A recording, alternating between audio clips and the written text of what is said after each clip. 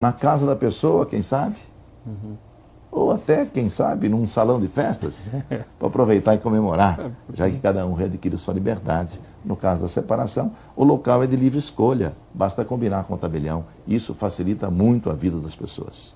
Em contrapartida, o processo judicial não tem toda essa flexibilidade, tem que ser feito no fórum. Exato, o processo judicial sempre, obrigatoriamente, dentro do ambiente forense, naqueles horários restritos em que o fórum está aberto para essa atividade, em geral à tarde.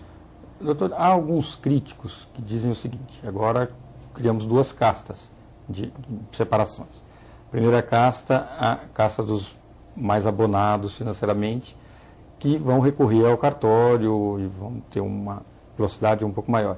E os menos afortunados, por não terem o benefício da gratuidade nos cartórios, eles vão continuar indo recorrer ao judiciário.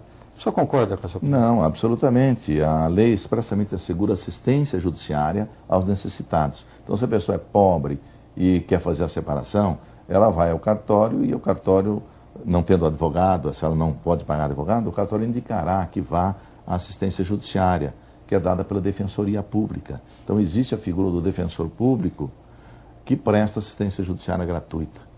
Não haverá, portanto, despesa alguma e, por isso, o atendimento é igual a qualquer pessoa. Tá certo.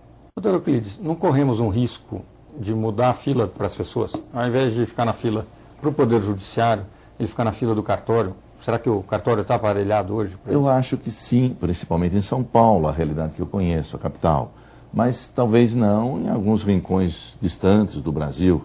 Você sabe que o Brasil são muitos Brasis e os cartórios também nem sempre, em determinados pontos ou locais, estarão aparelhados do ponto de vista da estrutura física, isto é, uma sala adequada para fazer esse tipo de reunião e escritura, que não pode ser feita no balcão, mesmo porque é uma coisa sigilosa, que envolve a intimidade das pessoas, uma separação ou um divórcio. E também não tem, às vezes, a estrutura humana, gente capacitada para fazer, o próprio tabelião ou alguém indicado para fazer.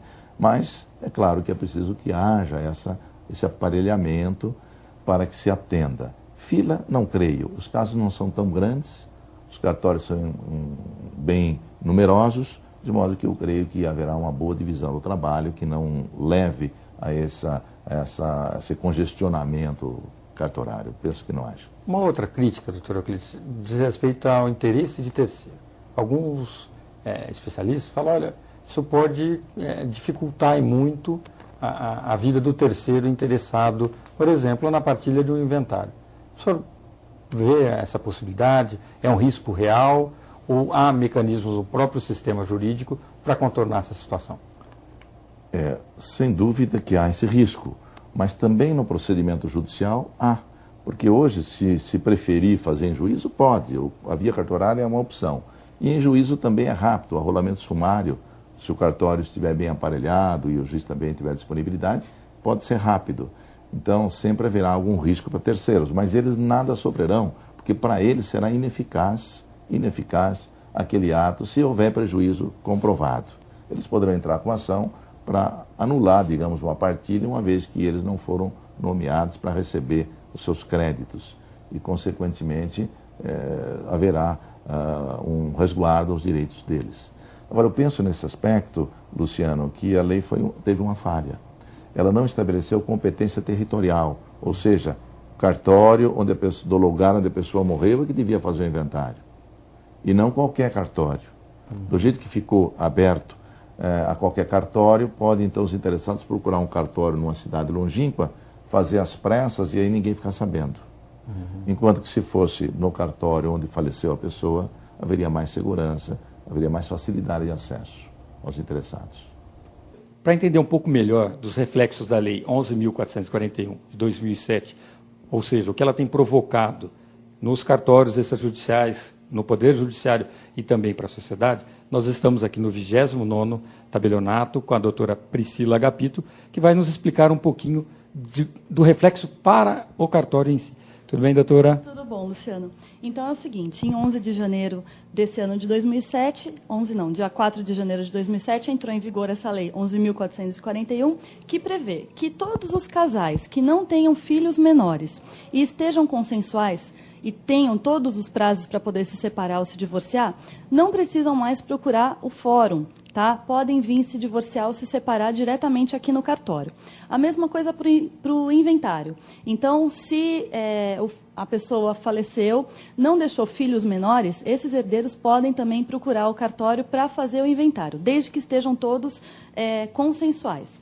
A presença do advogado continua indispensável, então o que a gente orienta quando a pessoa vem aqui até o cartório, a gente orienta que ela primeiro procure o advogado dela para tirar todas as dúvidas, aparar as arestas, e estando tudo em termos, aí sim voltam todos até o cartório e a gente formaliza separação, divórcio ou inventário aqui pelo cartório, não precisando mais ingressar com uma ação judicial para resolver. Doutora Priscila, duas questões têm perturbado um pouquinho, tanto a jurisprudência nem tanto, mas principalmente os doutrinadores, em relação à gratuidade. E a segunda questão aventada é se não criaria uma justiça diferenciada para as pessoas de baixa renda, que recorreriam ao Poder Judiciário, e as de alta renda recorreriam. A senhora vê esse risco? Não, eu acho que isso está absolutamente equivocado. Por quê? A própria lei já prevê que as pessoas de baixa renda, os declaradamente pobres, vão fazer a escritura de separação e de divórcio gratuitamente.